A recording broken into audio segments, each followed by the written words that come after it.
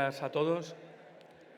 Es un verdadero placer presentar a Francisco Savall Alemany, que es actualmente profesor de Física y Química del IES Veles Vents del grado de Gandia.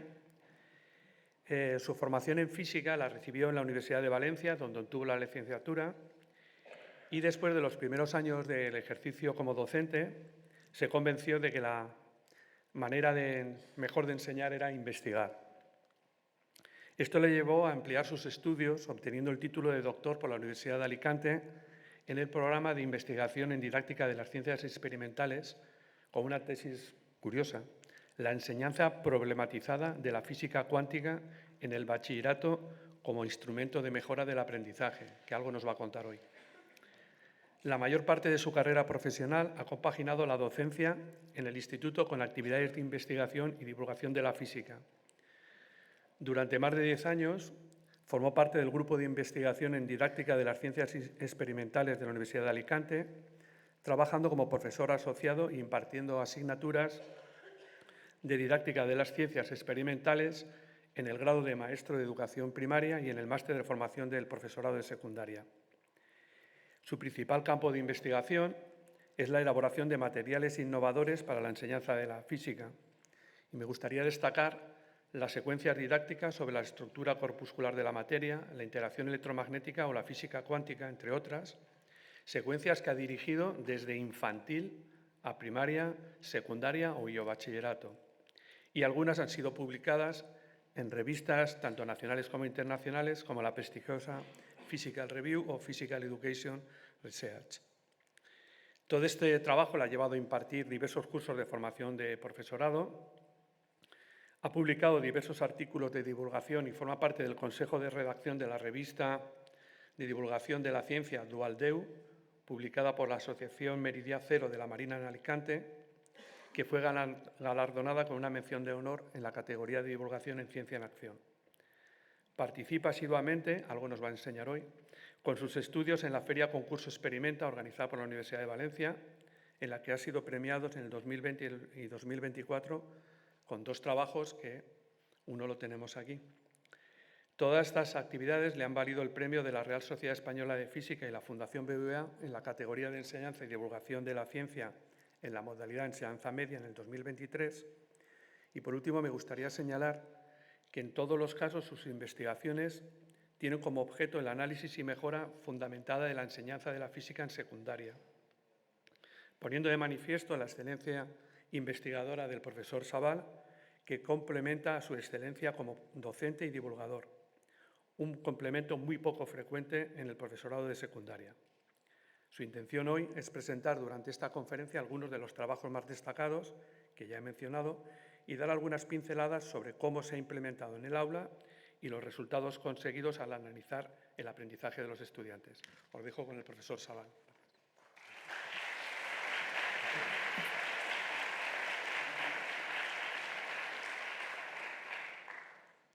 Bueno, gracias, Pablo, por la presentación y gracias a la organización por contar conmigo para esta presentación. Bueno, desde hace...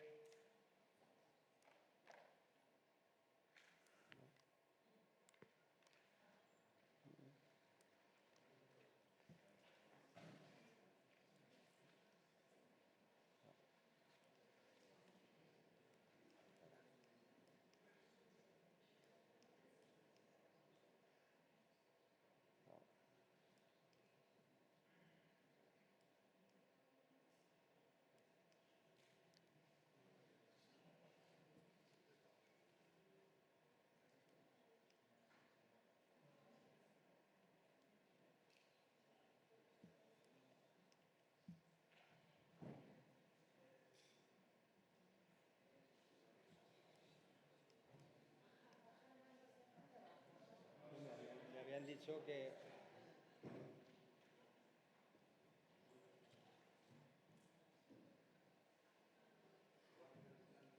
¿Cómo?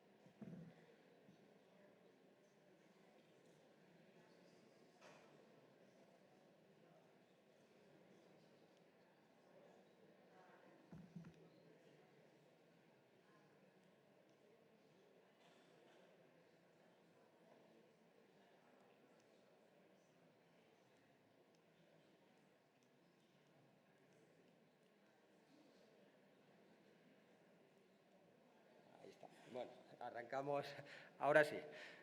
Bueno, desde hace años la investigación didáctica ha reconocido la necesidad de que la enseñanza de la ciencia vaya más allá de lo que es el aprendizaje teórico de conceptos, fenómenos, leyes, teorías, abordando aspectos relacionados con el proceso de construcción científica, el trabajo experimental, que es la ciencia, enfocar dicha enseñanza a la resolución de problemas. Y esto no solo lleva repitiéndose desde hace décadas, sino que más recientemente revistas como Physics Nature se han hecho eco de ello y lo han publicado y han dejado constancia de ello en sus publicaciones. Bueno, a lo largo de la charla presentaremos dos o tres situaciones en las cuales se plantean problemas a los estudiantes, en los cuales se pretende que investiguen. El primero de ellos es el que tenemos aquí montado. Es una calculadora analógica que tiene la estructura que se ve en la imagen. Consta de un recipiente que se puede llenar de agua, se observa en la imagen izquierda, y sobre él se sitúa un brazo de palanca, una varilla metálica que está dividida en segmentos equidistantes. Vamos a considerar que cada uno de ellos corresponde a media unidad de longitud. Vamos a programar, en cierto modo, la calculadora para resolver la ecuación 2x² menos 5x menos 3. Para ello, ponemos la pieza A, que es un triángulo invertido, en la posición 2, a la derecha del punto de apoyo, es decir, 4 unidades a la derecha del punto de apoyo. Ponemos la pieza B, que es un rectángulo, en la posición menos 5, 10 unidades a la izquierda de la posición de equilibrio. Y ponemos un cuadrado C en la posición menos 3, es decir, 6 segmentos a la izquierda de la posición de equilibrio. Las características de las piezas son las que se observan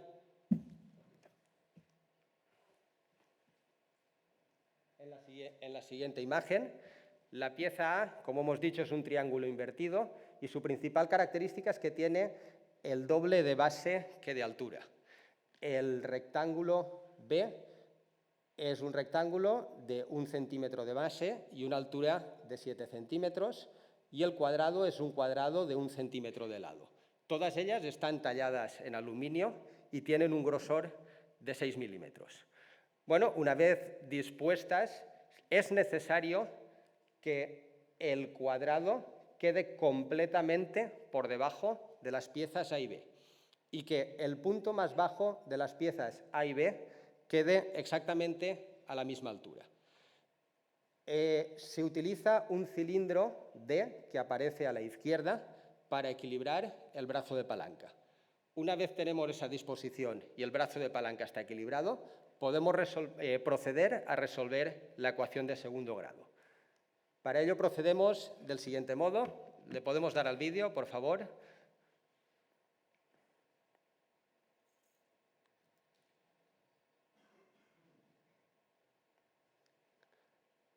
Vale, lo iré explicando yo.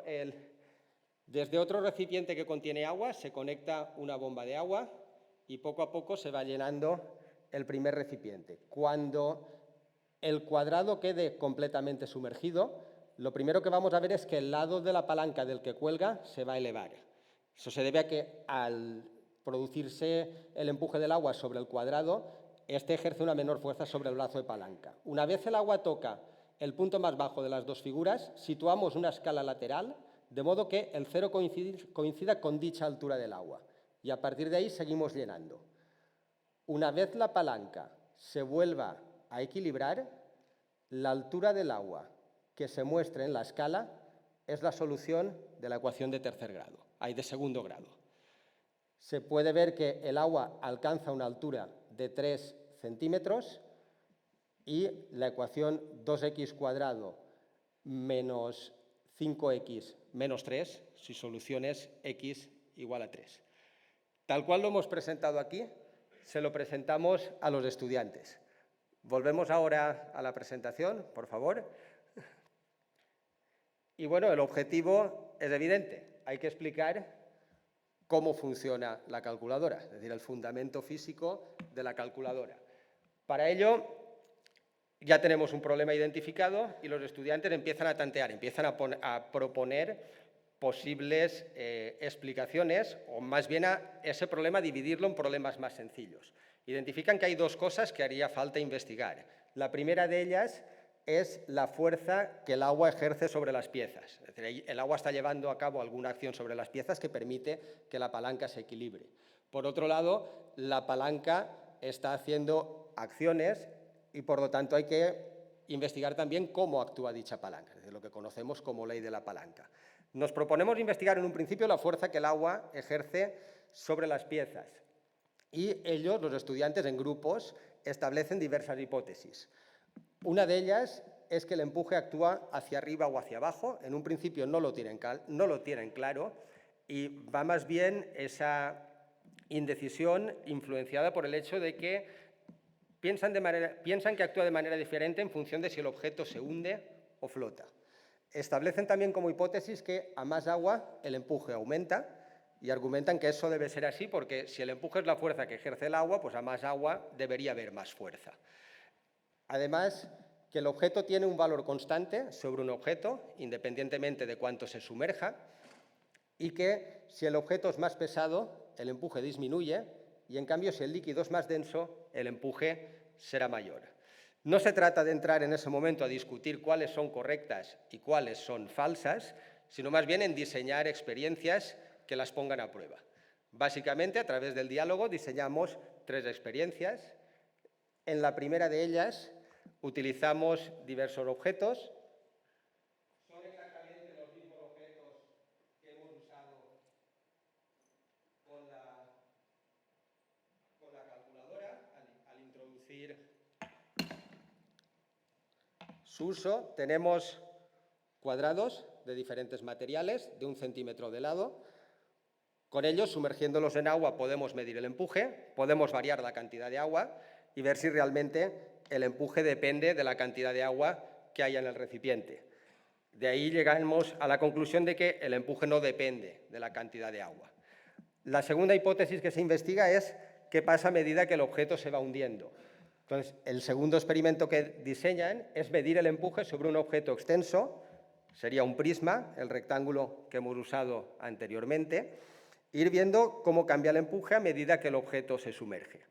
Aquí hay que ir con cuidado porque sí que es cierto en un principio que a medida que el objeto se sumerge cada vez el empuje es mayor, con lo cual llegan a la conclusión de que el empuje depende de la profundidad. Pero llega un momento en que el objeto está completamente sumergido y por mucho que siga sumergiendo el empuje no va a seguir aumentando.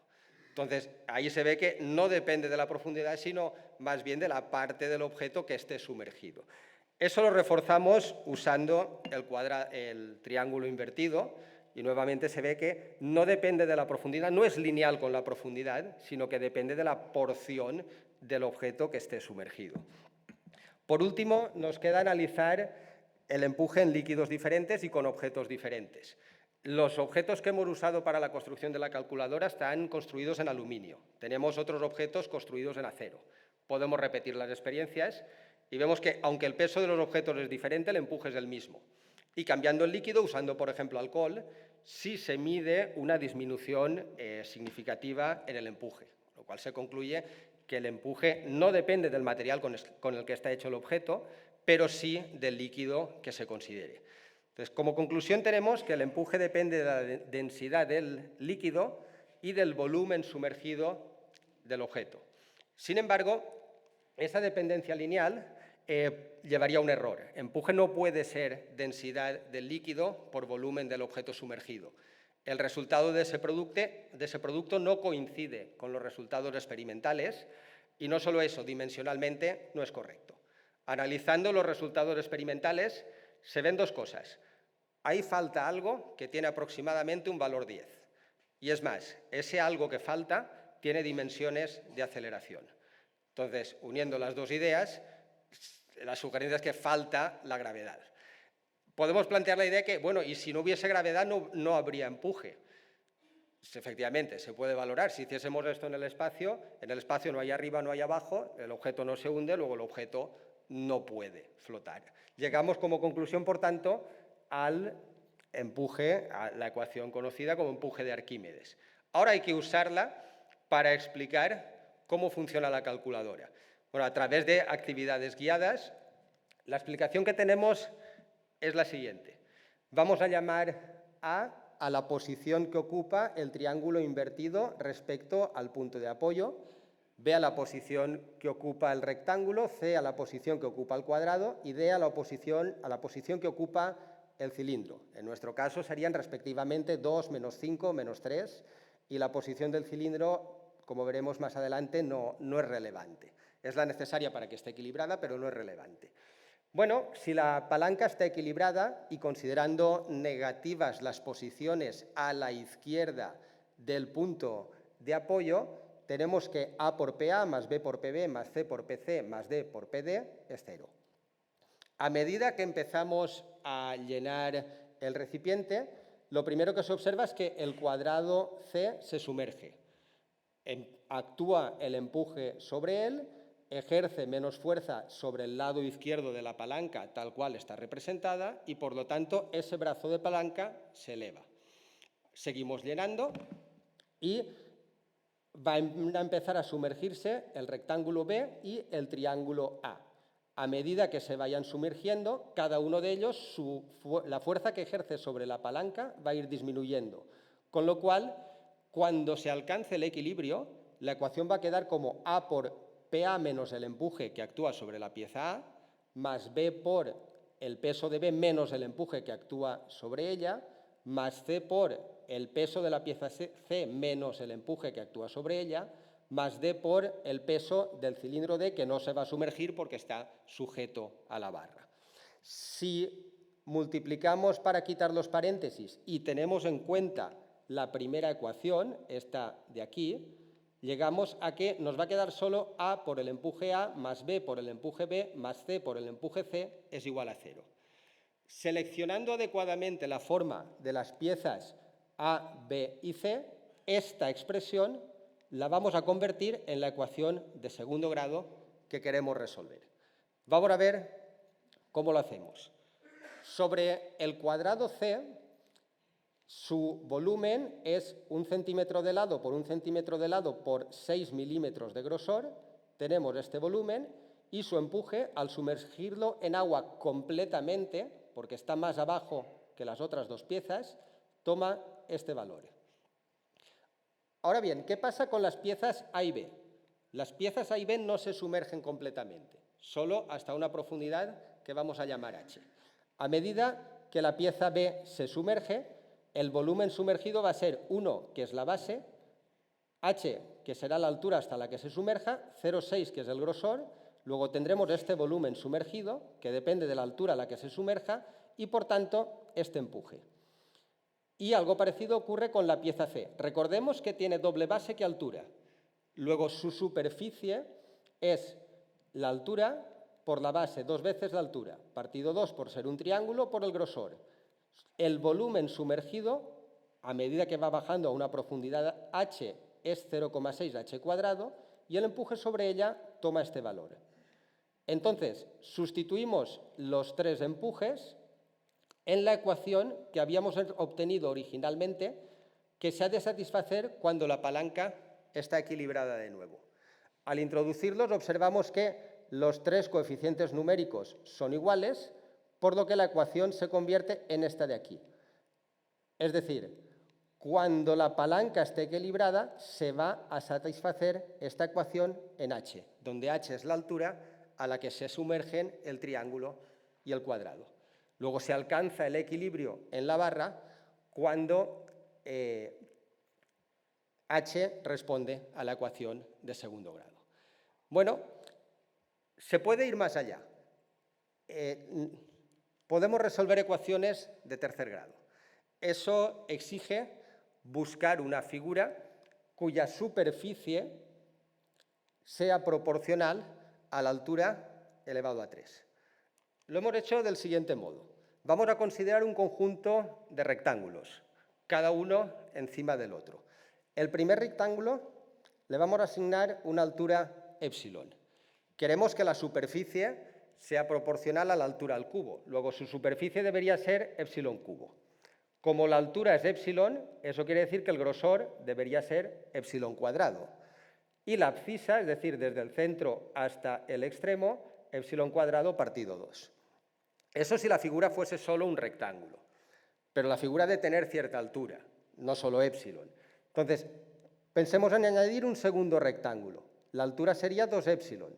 Luego, la superficie total del conjunto de los dos rectángulos debería ser 2 epsilon al cubo.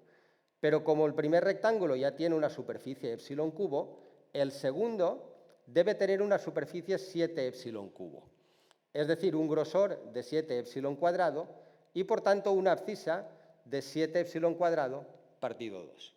Si seguimos reflexionando del mismo modo, ponemos un tercer rectángulo. Al tener altura 3 epsilon, la superficie completa debería ser 3 epsilon cubo. De ahí deducimos la superficie que ha de tener este tercer rectángulo, su grosor y su abscisa. Vamos poniendo rectángulos uno tras otro tras alcanzar n rectángulos. Al alcanzar n rectángulos, siguiendo la misma ley de recurrencia, la superficie total ha de ser n epsilon cubo, la superficie del rectángulo n será la total menos la de los n menos 1 rectángulos anteriores y obtenemos también el valor de la abscisa. Sin embargo, la figura no debería ser escalonada, sino una figura suave. Entonces, vamos a buscar una relación entre la abscisa y la ordenada, es decir, una función que nos dé la forma que debe tener la figura de tercer grado. Eso lo conseguimos simplemente aislando n y sustituyendo.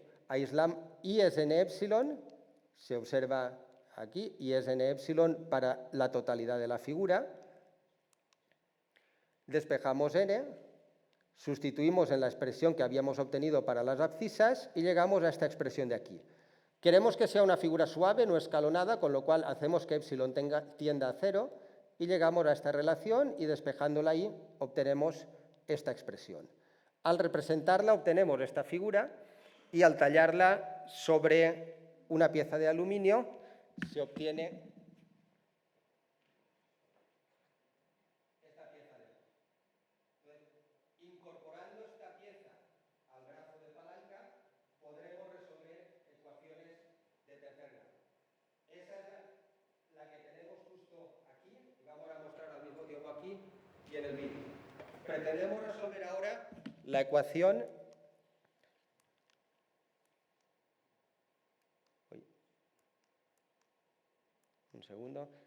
x cubo menos 2x cuadrado más 3x menos 6.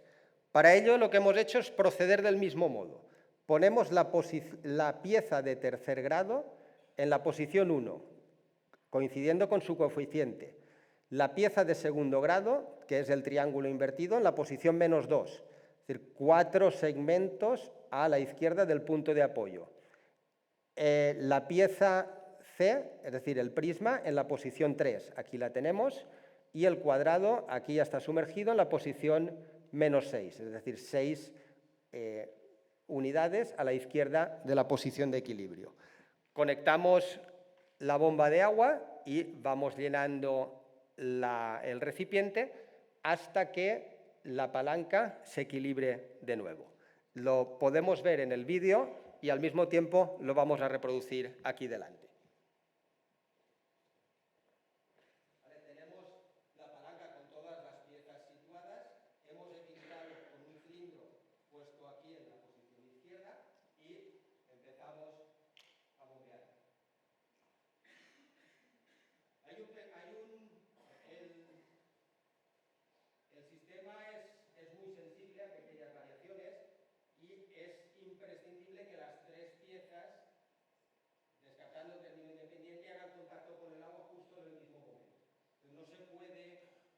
Permitir que la palanca se incline demasiado. Hay que acercarse bastante para ver cuál de los dos brazos de palanca es el que está elevado.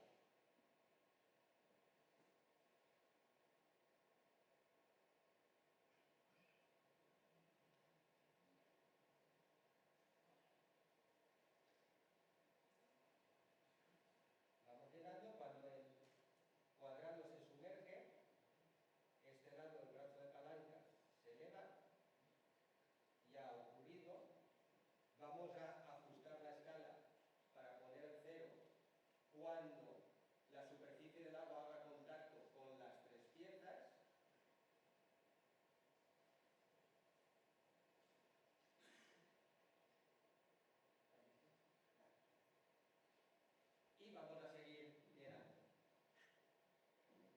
En el momento en que la palanca se equilibre de nuevo, la altura del agua nos indicará el resultado de la ecuación.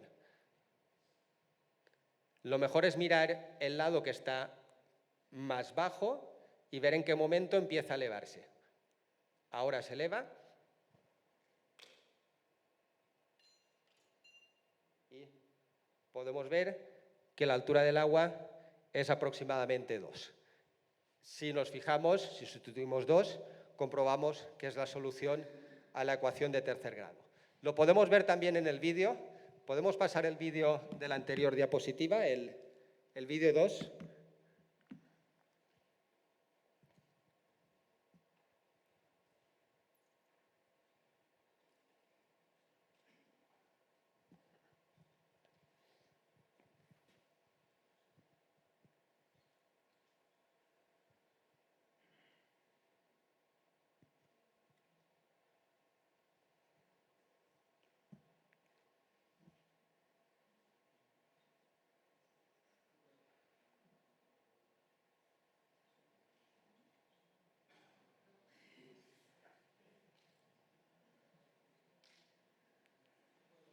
No. Vale, bueno, aquí sí pasa, pero bien. Vale, pues volvamos a la presentación.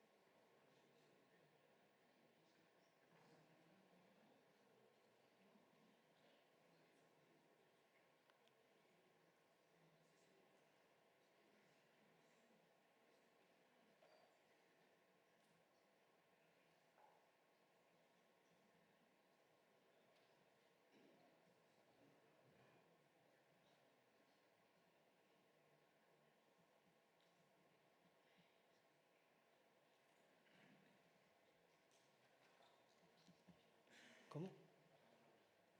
Sí, pasamos la presentación.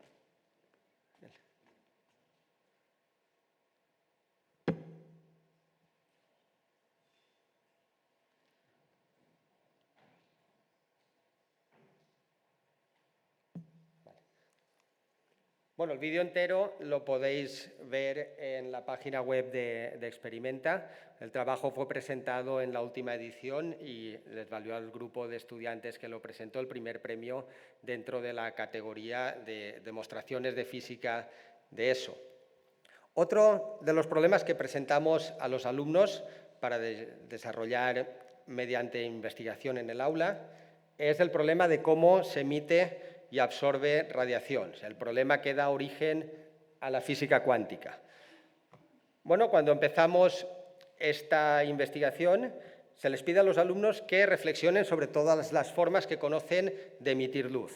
Los alumnos citan muchas de ellas, las más comunes, bien sea por combustión, bien sea a través de lámparas de diferente tipo, lámparas de bajo consumo, lámparas LED, láseres, o incluso fenómenos de fluorescencia o fosforescencia.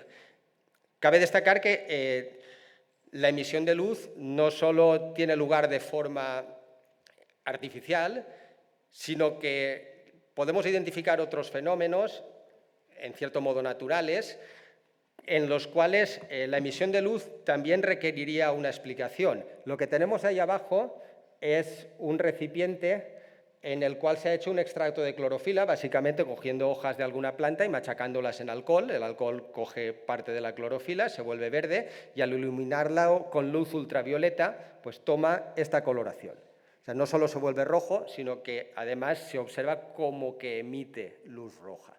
Ese es otro fenómeno de emisión de luz que cabría explicar si buscamos un modelo de emisión de radiación que sea completo, que dé respuesta a todas las formas de emisión de luz que podamos encontrar.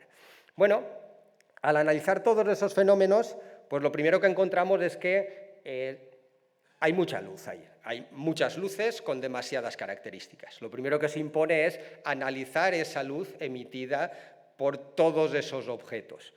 Para ello, lo que hacemos es construir un espectroscopio. Hemos traído aquí lo que diríamos el espectroscopio base. Básicamente es una caja con dos aberturas. Vale cualquier caja, se puede construir con materiales muy económicos. Esta es una caja de folios. Se abre una abertura en un extremo que se cubre con un CD o cualquier otra red de difracción, otra en el otro extremo que se cubre con una doble rendija que se puede hacer sobre una cartulina, y en el interior ponemos una escala en papel milimetrado. Es justo la imagen que tenemos ahí arriba. Analizando con un poco de detalle el fenómeno de difracción por doble rendija y con un poco de geometría podemos obtener una relación entre la posición de las líneas espectrales sobre la escala y el máximo de interferencia para cada una de las longitudes de onda. O sea, básicamente, calibrar el espectroscopio.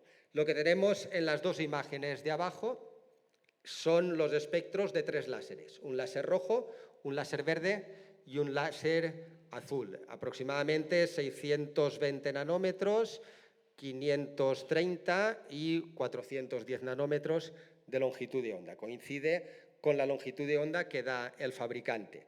Los detalles sobre la construcción los podemos encontrar en la página web de la sección local de la Real Española de Física de Alicante. Sobre este modelo podemos hacer muchas variaciones. Una de ellas, especialmente cómoda, es el espectroscopio para teléfonos móviles. Tiene el tamaño de una pequeña caja de cerillas.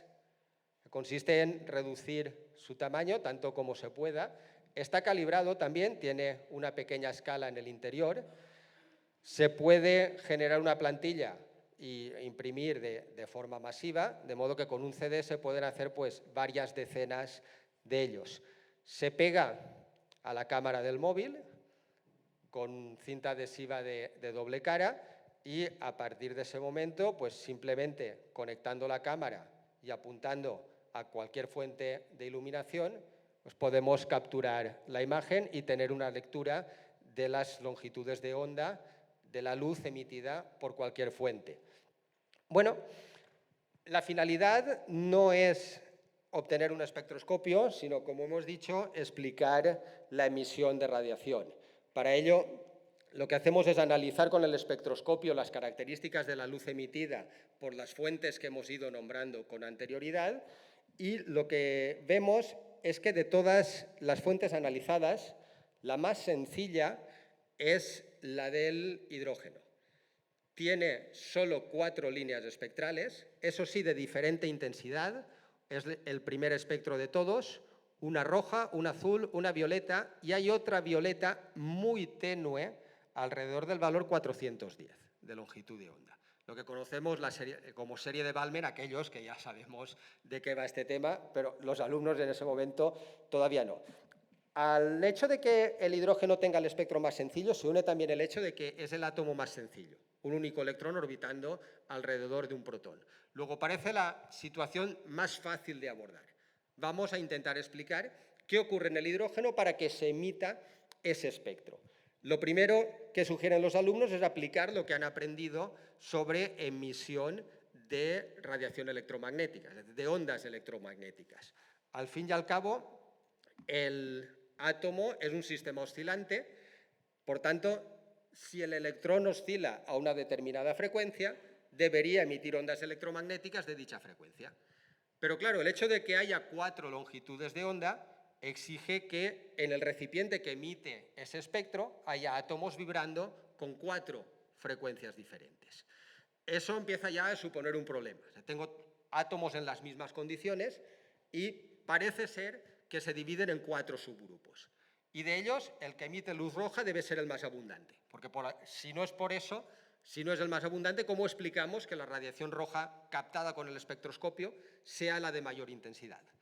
Cuando seguimos profundizando, vemos que ese modelo que hemos sugerido como primera hipótesis presenta más problemas. Entre ellos, la conocida destrucción del átomo. A medida que el átomo va emitiendo radiación, el electrón se debería precipitar sobre el núcleo. Intentamos buscar respuestas a esos problemas con los principios de la física clásica trabajados hasta el momento, y no hay solución. Hay un momento que crece la desesperación entre los estudiantes y no hay forma de salir de ello.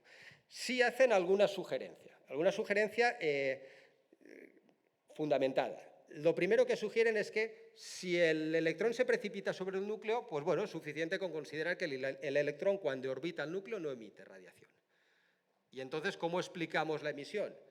Pues bueno, si nosotros estimulamos al átomo, o sea, si le damos energía, el átomo la emitirá. De manera que la órbita es estable y el átomo únicamente se limita a emitir la energía que va recibiendo, debido a nuestro estímulo. Esa hipótesis le damos el nombre de hipótesis de las órbitas constantes y vemos que presenta algún que otro problema. Por ejemplo, si el átomo devuelve la energía que se le da, no es posible explicar la ionización. No es posible explicar que el electrón no salga de esa órbita. Bueno, les sugerimos que tomen en consideración, además de esa hipótesis que ellos han planteado, lo que conocemos como postulados de Bohr. Bueno, vamos a ir un poco rápido, si no os importa, porque vamos un poco apurados de tiempo, y que lo hagan para explicar varios fenómenos que ya conocen. Uno de ellos es la ionización, otro de ellos es la frecuencia de las líneas espectrales observadas con el espectroscopio, otro de ellos es ver si se puede predecir la existencia de más líneas espectrales que no hemos observado porque podrían no ser visibles, y por último también explicar otros fenómenos como podría ser la absorción. Pues bueno, poco a poco vamos desarrollando un modelo basado en la existencia de estados estacionarios. La ionización nos permite determinar que ha de haber un estado base, un estado en el cual al iluminar los átomos con luz de determinada frecuencia se produce la emisión de electrones. Luego les introducimos la expresión que permite calcular la energía de los diferentes estados estacionarios y con ellos hacemos predicciones de las longitudes de onda que a base de transiciones electrónicas emitiría el átomo de hidrógeno. Y vemos dos cosas. La primera, que aparecen todas las detectadas en el espectroscopio. La segunda, que aparecen muchísimas más frecuencias no detectadas. Con una pequeña búsqueda bibliográfica vemos que de hecho hay líneas no visibles, con lo cual da un fuerte impulso al modelo que estamos sugiriendo. Por último, cabe explicar la intensidad de las líneas, que es fácil de entender simplemente si se acepta que hay transiciones mucho más probables que otras. Esa primera idea lleva posteriormente a lo que es la rotura del determinismo dentro de lo que es el campo de la física cuántica. Poco a poco, a base de explicar espectros, analizamos el espectro de otros gases y abordamos el problema de los espectros de otras fuentes de iluminación, diseñando para cada una de ellas el correspondiente modelo de emisión y absorción, basándonos en el modelo puesto a prueba hasta el momento únicamente para el átomo de hidrógeno. Lo primero que vemos es que un láser que tiene un espectro también sencillo emitiría dicha luz produciendo únicamente una transición. Una bombilla de bajo consumo que tiene más líneas espectrales requiere la existencia de muchas más transiciones. Un LED, que es una banda en el espectro, tiene un continuo de longitudes de onda, lo que exige a su vez un continuo de transiciones electrónicas. Ya no puede ser una transición única como es el caso del láser. Podemos introducir con ello la idea de las bandas. Y bueno, por último, analizamos fenómenos como la fluorescencia y fosforescencia. Gracias al espectroscopio conocemos las frecuencias de diferentes fuentes de luz y al iluminar materiales fosforescentes observamos, esto es una secuencia de imágenes, cuando iluminamos una estrellita fosforescente de las que usan los niños con luz roja y apagamos la luz, la estrella no brilla. Es decir, todo está negro. Cuando lo hacemos con luz verde sigue negro, cuando lo hacemos con luz azul, la estrella sí brilla. ¿Qué concluimos de ahí? Pues lo primero es analizar la emisión. La estrella emite luz de color verde, luego debe estar produciéndose en su interior una transición que dé origen a fotones de luz verde. Claro, para estimular ese material se requiere una energía suficiente como para que después se produzca esa transición, con lo cual hace falta que sea excitado por fotones de frecuencia más elevada. Podemos abordar también el problema que no se da con los gases, y en este caso, ¿cómo es que iluminamos con una frecuencia y el espectro de emisión tiene otra frecuencia? Entonces, eso nos permite ir profundizando en modelos cada vez más complejos de emisión y absorción de radiación. Bueno, ¿qué resultados hemos obtenido al aplicar estas secuencias en el aula? Pues planteamos a los estudiantes un cuestionario con 3 cuestiones. La primera de ellas sobre la absorción de radiación, la segunda de ellas sobre emisión de radiación, la última sobre la interpretación de la intensidad en los espectros, y en las barras de la derecha observamos en azul el porcentaje de respuestas correctas de los grupos de estudiantes que estudiaron física cuántica con la secuencia que estamos presentando, y en naranja el porcentaje de respuestas correctas de los estudiantes que hicieron la misma unidad a través de lo que llamamos la enseñanza habitual. Vemos que el impacto en el aprendizaje es enorme. Y bueno, traía alguna cosa más, pero me comentan que vamos apurados de tiempo. Vamos a dejar unos minutos por si se plantea alguna cuestión, y si queréis profundizar o verlo con más calma, aquí abajo en el QR pues tenéis el enlace a la presentación.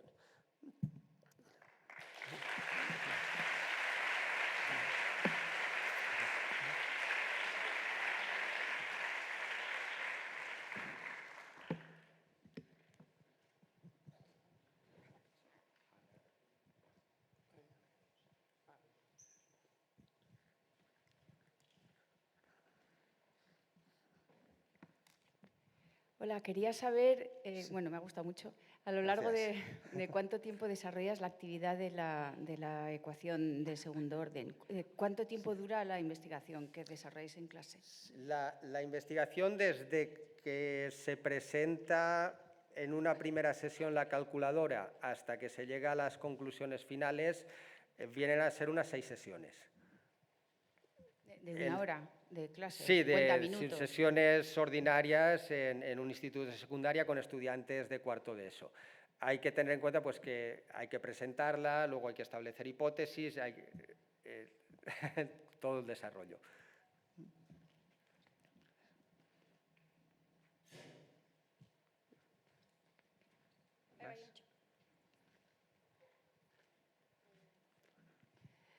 Sí, bueno, muchas gracias por la charla, muy interesante. Y sobre todo me gustaría que contextualizaras, porque no sé si todas las personas que están aquí conocen el contexto en el que desarrollas esto. Ahora has comentado el tema de cuánto tiempo te lleva, pero ¿en qué medida se hace esto? ¿En qué niveles?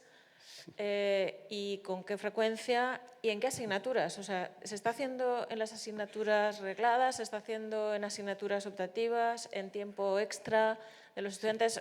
O sea, comenta un poco cuál es la ubicación y en qué medida da tiempo a poder hacer esto más veces, ¿no? Sí, creo que entiendo por el sentido de la cuestión.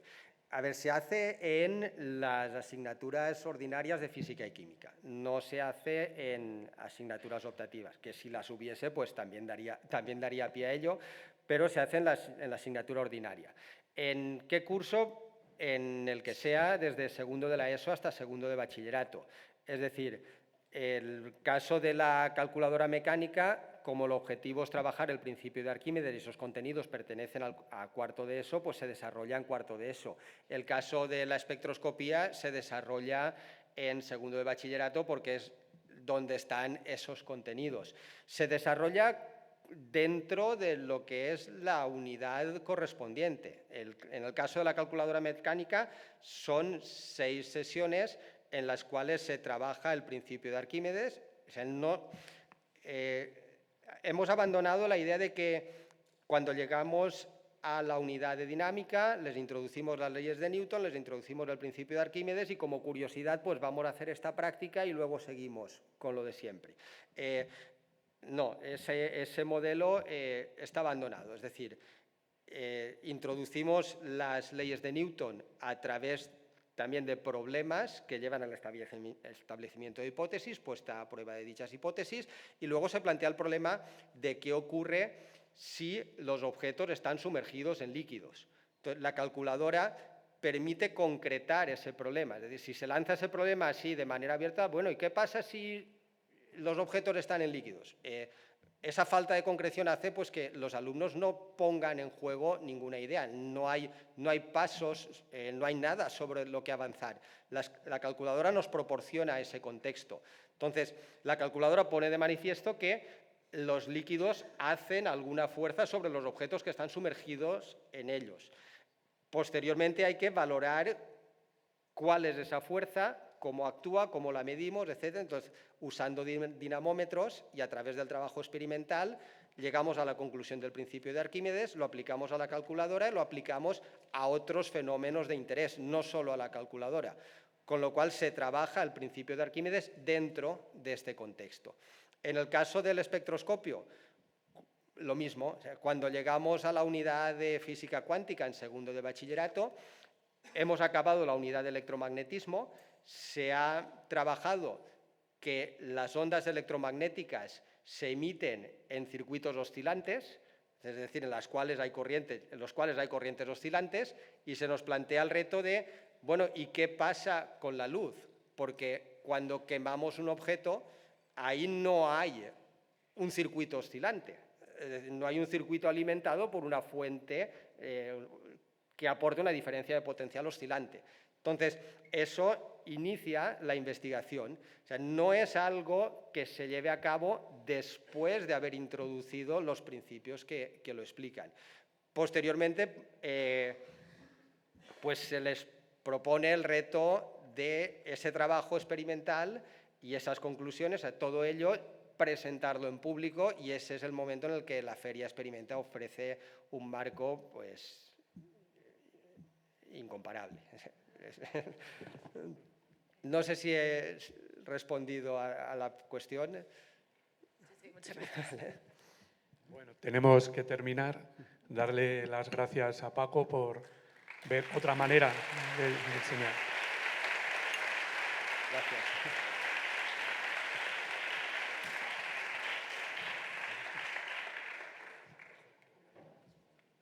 Muchas gracias.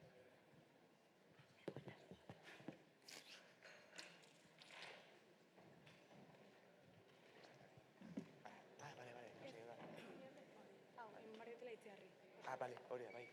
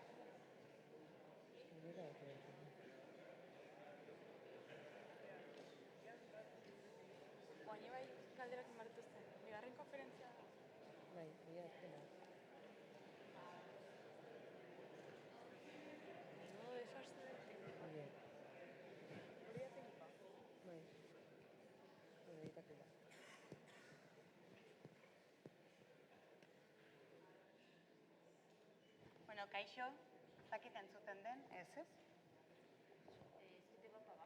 Tienes que subirlo por allá. Oh, maybe they haven't connected the thing. Because I can hear you through the microphone. Oh, yeah. Yeah. Hello, welcome. I don't know if you can hear me through the microphone yet. Okay, it's fine. Okay. So, hello, good morning, kaixo, ongi etorri Donostira.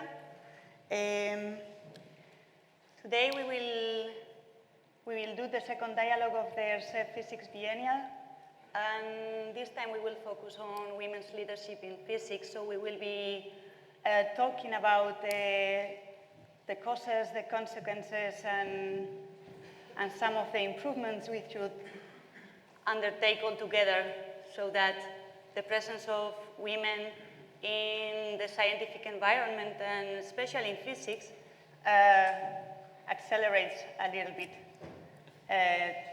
on the coming years. So I am Itziar Otegui. I am the outreach manager of Nogune. It's a research center here in San Sebastian. And I am also coordinating the gender equality plan at the center for some years already. I am also a proud member of Emakumeak Zientzian, which is a Basque action for women in science, which has been going on for many years already. We have been talking about these issues for some time, but we still need to continue talking about them because apparently it does not change as fast as some would like to. So this is why we are discussing this still in 2024, because in spite of considerable efforts done during the past few decades, raising awareness and identifying the causes and the ways that this could be dealt with, gender imbalance in science persists. It doesn't change so much. So we face resistances to implementing significant actions. And this is so deeply ingrained that it prevents addressing this systemic problem with a truly transformative and honest perspective. We are aware that gender imbalance is not something that happens only in physics or in science. It happens in many other disciplines too, and many other domains. And in fact, the recently published gender parity report of the World Economic Forum highlights that it would take 130 years if we continue at the same rhythm to reach equality. So this, okay, it's fine, but we would like to make it happen a bit quicker. So we will try to discuss this and other more physics-centered facts with honesty with these two women today. And we also invite you all to participate in the discussion for listening, reflecting, and also sharing at the end of the session, or maybe halfway. We will see how it goes. So that we can take personal and collective action starting tomorrow, or maybe today afternoon, so that we can make things change. So let me present you my two colleagues.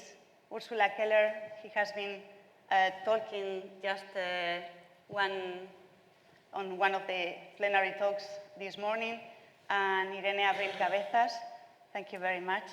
I will introduce them briefly. Paz already made a great presentation for Ursula, but as maybe someone joined us after the coffee break, let me review this a little bit. So Ursula Keller is a tenured physics professor at ETH Zurich since 1993. She is renowned for her work in ultra-fast science and technology. She has received numerous awards, including Swiss Science Prize Marcel Benoit, OSA Frederick Gibbs Medal, the Spiegel Gold Medal, and she was granted 2 ERC advanced grants. She has also found the time to co-fund 2 companies, time bandwidth products and K2 photonics. She also serves on the supervisory board of Genoptics and authored graduate textbooks also as the ultra-fast lasers textbooks published with Springer, along with many, many other things. So thank you very much, Ursula, for joining us today. Our second guest is also an excellent physicist. She is Irene Abril Cabezas. Irene is a PhD candidate in the Applied Mathematics and Theoretical Physics University of Cambridge, specializing in cosmology. She earned her bachelor degree in physics in Universidad Complutense de Madrid, and she has a master in advanced studies in astrophysics from the University of Cambridge. She graduated top of her class in both university degrees, and in 2022, she was the winner of the Now Women in Science and Technology Awards. So we are very pleased to have these two excellent scientists with us today, one on a more senior level and with a very long track record in science, and Irene, who is the new promotion of scientists that are now starting their careers in academia. So thank you very much for coming, and I hope that we will have a nice conversation today. So how are you feeling today about this great audience? Yeah, I'm very excited to be here too. Thank you, Paz. I think she does an extraordinary work with the women group in the Royal Society, so thank you. Yeah, I really wanted to highlight the importance of bringing also this topic to the main table of a conference like the RSEF Biennial. So congratulations to the organizers, because this is something that it really is important in order that we can share all the concerns and the possible solutions, because we might not have the solutions today in this table, but if we work together, I am sure that we will get closer to them. So to start with, and just in brief and concise, I would like to ask you about the current culture in science. What do you think about the characteristics of the work environment, work culture that we are all of us working in today? So there are a lot of studies done, very systematic, that actually show that in the STEM fields, science, technology, engineering, math, and actually also in medicine, that we're losing significantly more excellent women along the path of a career because these women experience the workplace as toxic. And this is more significant than actually becoming a mom. So the working culture needs to change so that we don't lose people like her, right? I consider myself a survivor. I also graduated top of the class. So there's a few years in between us, right? So I'm a survivor, but I have seen a lot of equally excellent women not surviving. And this is something that I then over the years tried to understand, because initially I really believed all that matters is performance, which actually should be the case. And over the years I realized this is not, unfortunately, the case, and I started to read more and started to understand more. And once I tried to give another senior colleague in my department a book to read, and then he told me I don't need to be brainwashed. So I think we need a little bit more education on the subject. There are actually social science studies done. This is science. Even if it's in social science, it's still science. I know, I'm a physicist too. You know, we're in hard science and it's soft science, but still it is science. And they clearly show that we're losing excellent women because of the toxic workplace. So let's get that understood, why this is the case, because a lot of the colleagues tell me, I didn't see that, you know. And I really believe that person. I think you don't experience this as a white male. Yeah, I think it's really important because I feel me as a young scientist, I don't really see that I don't feel I'm facing these challenges. Right. But so maybe this is the room, maybe that's what it's feeling, that these challenges are not there, but then if you start to think about this, then I feel actually there are like tiny different experiences already that I'm like, like the mental load, for example, of being the only woman in the room, the mental load of also having to face this, you have to promote outreach and the importance of role models. You want to get that across to society, that also is weird as women are responsible for this. I feel like institutions, what we see is like, oh, maybe there's a problem there, but I feel institutions are actually making like an effort to diversify themselves. But so you think maybe we're making progress, but actually what these studies are showing is that as I'll progress in my career, I will face all these challenges that I'm not aware of, not even prepared to face, and not even know how to tackle. Right. Yeah. Yeah. And actually, you know, as I became older and then I became a director of a national center of competence, I actually had the task to do something for the promotion of women by the Swiss National Science Foundation.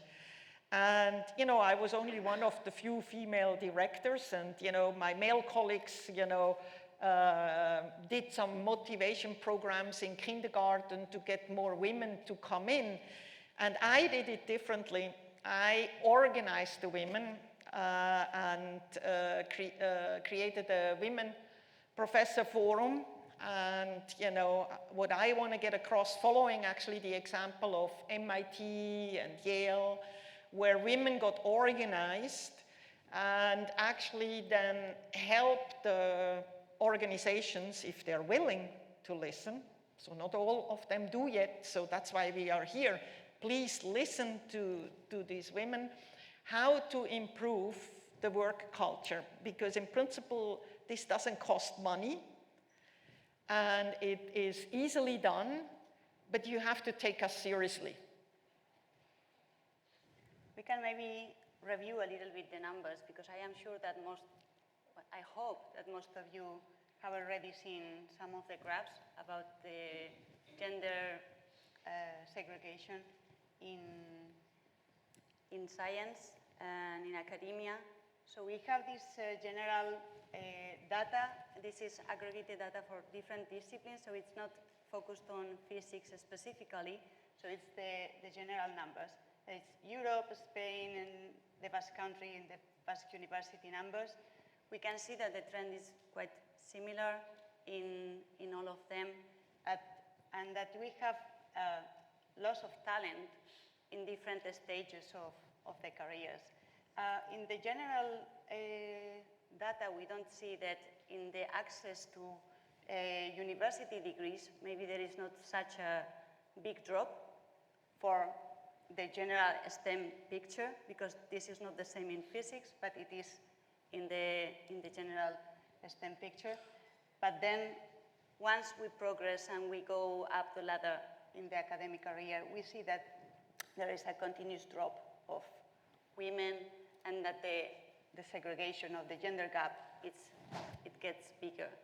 So I would like to maybe focus first in the physics field, or the change in the access point of the university to the university bachelor degree, because it's where the most important loss of talent happens.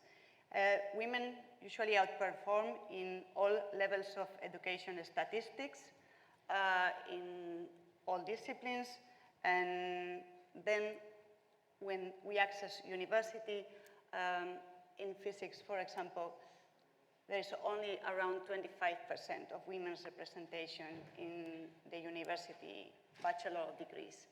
So I know that today we were meant to talk about leadership, so this usually happens at the end of the career, or at least once you are more advanced on the career level.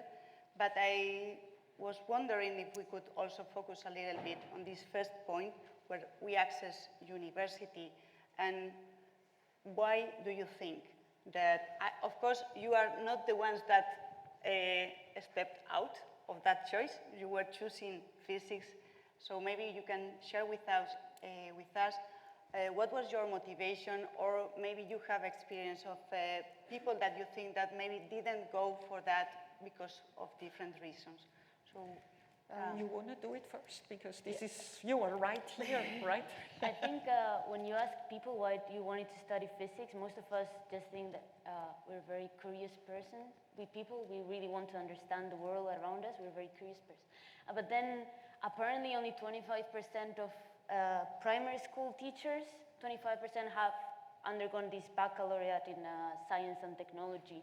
So these would obviously impact the way they teach children, and therefore maybe this like curiosity that children of all genders naturally have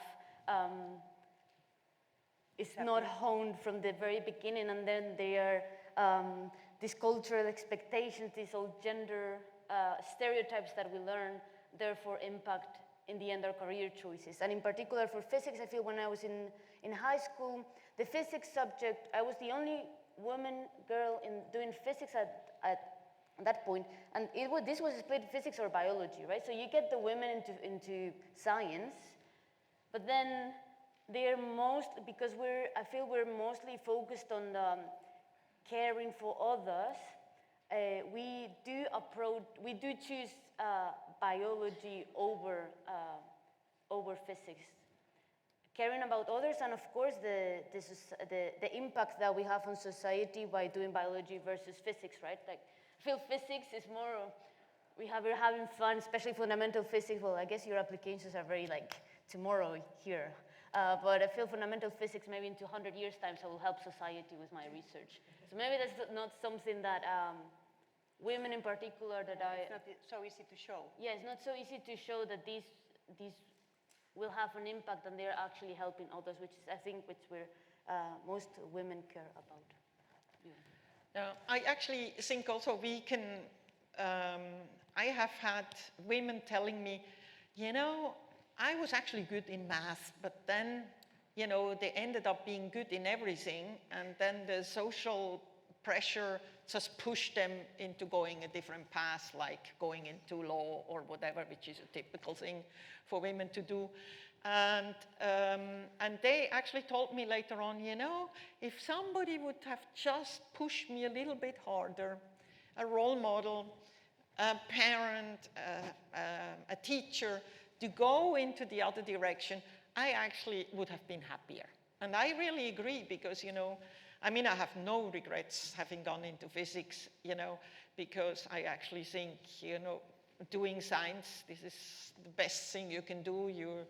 You're trying to understand things that nobody understood before. You try with science, we can actually really change the world. I mean, but we actually have to also teach science and the impact in a broader content. And studies have shown by just choosing different examples in the teaching and renaming something, you know, the women sometimes are motivated by other things than just looking at a working motor or something like this.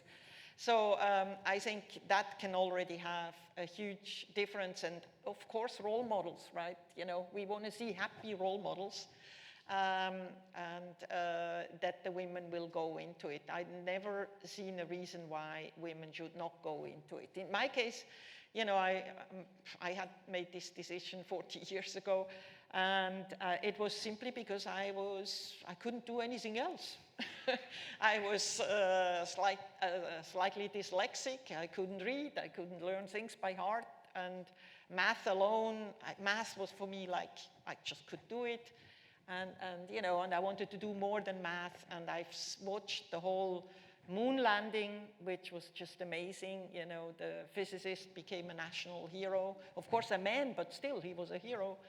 And so that was definitely driving me in going into physics, and I've never regretted it, you know, so. Yeah, I'm quite excited to see what Sara Garcia Alonso, which was chosen one of the astronauts, the first female astronaut, is doing, has accepted this privilege, and with that has accepted the great responsibility to do lots of outreach. And I'm really excited to see how this is going to impact now the future generations of. And I think, people definitely make more progress there. The Netflix movies, also they make a very conscious effort to show the physicist and the scientist as a woman. And that's really great. And I think it will also, the Cinderella story changes, right? The goal is not to get married, but actually to be independent and start something on your own. So I think that will help the next generation. And I hope we will see more women moving in, because we have lots of troubles, problems to solve for the future. Mankind, so I think we should get the best minds, and we need to include the women to do that, right? Okay, so maybe we need to continue raising awareness along all the education agents, in schools, parenting, and this should be also an institutional endeavor that we can also push. But we have been talking a lot with colleagues also from all women in science initiatives about, okay, we can, because I work in outreach, so I'm kind of trying to highlight these role models and trying to ask female science to step out and to say, look, I am a scientist, I can do it, so you can also do it.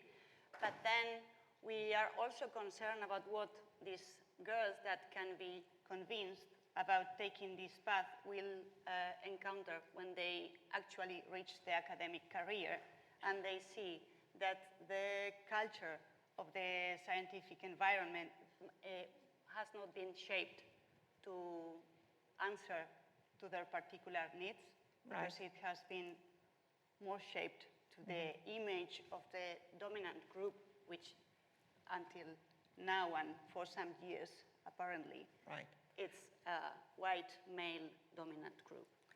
Let me say just one more thing, because I'm really glad that so many male colleagues are here, and thank you for being here. It is really, many of you become fathers, and the relationship with your daughters is important, and the father really makes a difference for the daughter, and it makes a difference if you encourage your daughter to go into this direction.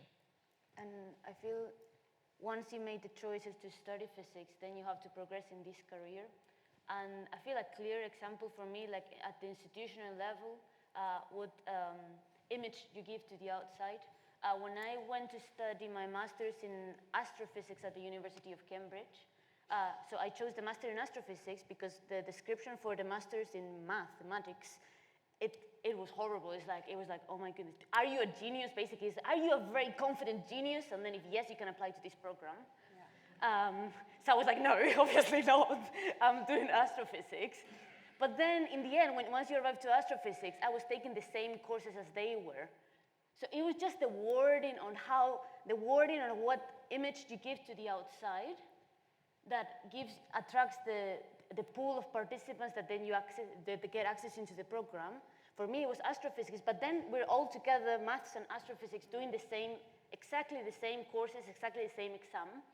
So it really shows that the image you give to the public, and once you get the children, they're excited about doing physics, and they go to university and they want to progress in academia, just the universities, the description you have of the course, even the subjects that you want to take, really impact on the word, and this what's it called? Gender perspective, docencia con perspectiva de género, ¿no?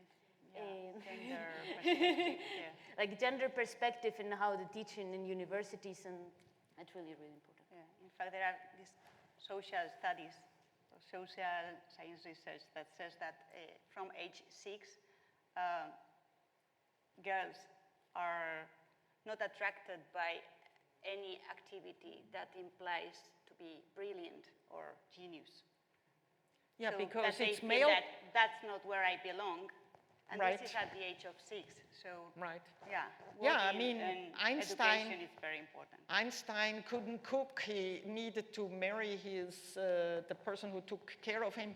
So, you know, that is, of course, not the role model of a genius, right? But I think that is also changing, and that is also something that I don't think that doing non-stop and nothing else than work is making you more successful, because creativity has a lot to do that you sometimes really need to take a break and, you know, put yourself in a different environment to actually have a new idea. And so I really think, I mean, what I've also heard is that sometimes women say, oh, I cannot have kids with this career because this role model of Einstein did not come across. But that is something that we need to break, right? So I definitely want to encourage my male colleagues to be part of their family and be part of raising your kids, because it's also fun. I mean, my husband and I, you know, we both were always working full time, and we just decided we're going to share it equally. And we had 2 kids, we had full-time careers. He's an entrepreneur, I'm a scientist, and, you know, the kids came out okay. Okay, they got into science, for better or for worse, but, you know, they came out They even okay. went to science. Yeah. Okay, good. So, well, maybe we can move on a little bit up the ladder. Yes. Okay, it worked. So, when we focus a little bit on physics, the scissor graph is not a scissor anymore. It's more kind of a pipeline. We have some data from Spain and some other countries. It's quite small, but it comes to say that women in leadership positions in physics, it's around between 20 and 10%. So it really decreases with respect to the general STEM career graph.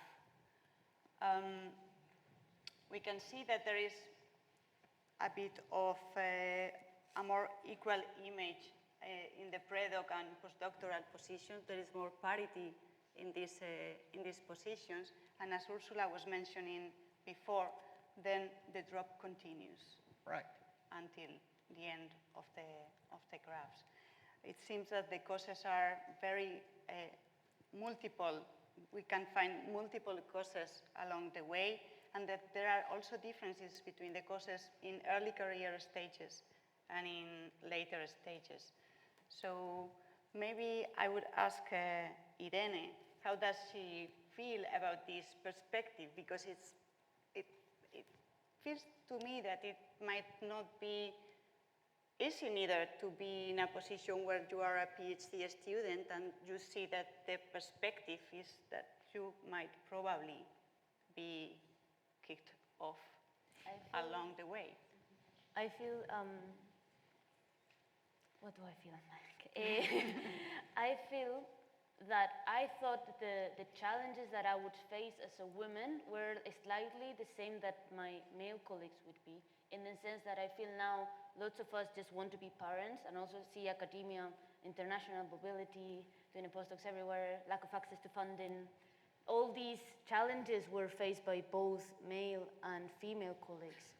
But I feel maybe also talking to Ursula, I realized then, for example, that when I've heard things about, for example, I've been told many times that all the opportunities I've been given, I give this talk here, I'm invited to this, they give me this funding, it's because I'm a woman.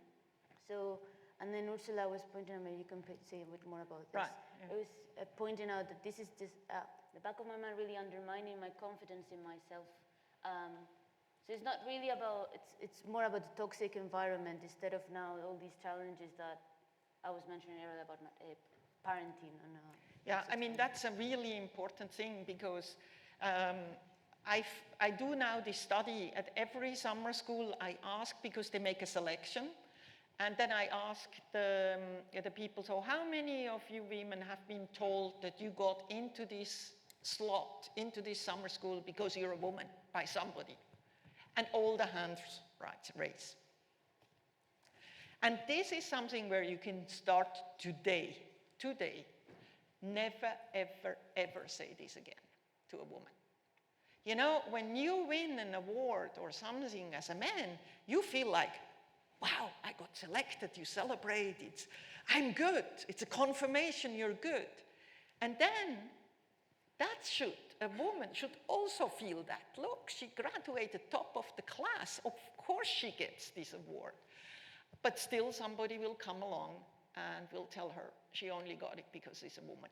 And initially, I mean, as you said, you kind of push it away, but you know, the problem is you hear it over and over and over again, and at the end you believe it. I recently had also a discussion with Anne Lullier, the latest Nobel Prize winner in Second Science. She said, you know, when I won the ERC advanced grant, I actually thought I only got it because of a woman, but you know, I've been now also an expert on it, on the committee, and I've seen the process, and it's really not true. And I just looked at her, you know, I know her work really well, and I just said, you know, this is insane, right? And I've even seen women not being able to celebrate their award because they feel like I only got it because I'm a woman, because it becomes part of you that you start believing this nonsense. This undermines your self-confidence, and also it takes away the joy, because if you actually win an award, you should celebrate, and it should be celebrated, right?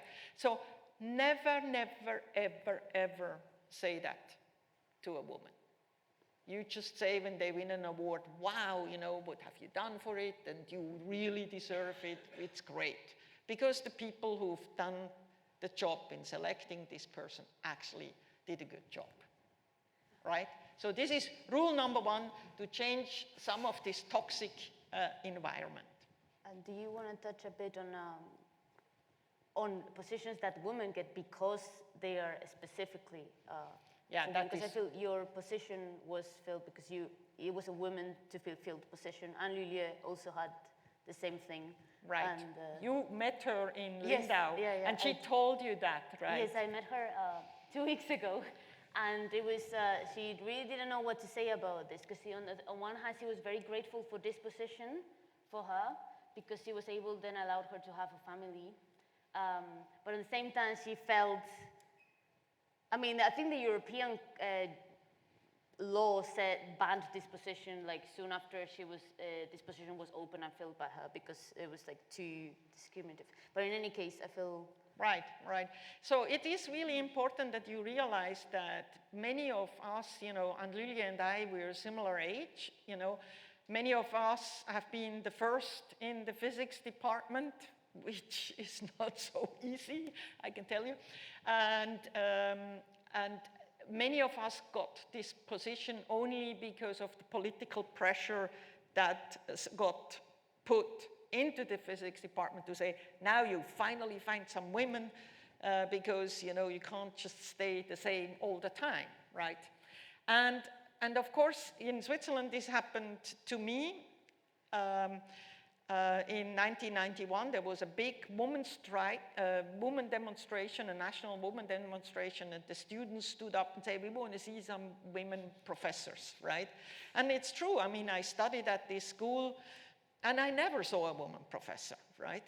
So, and then in 92, they started to look around, and then they remembered me because graduating top of the class, then going to Stanford, then at Bell Labs. So I did the perfect male career, and then they remembered me because I always, when I went back to Switzerland, I said, hello, how are things going?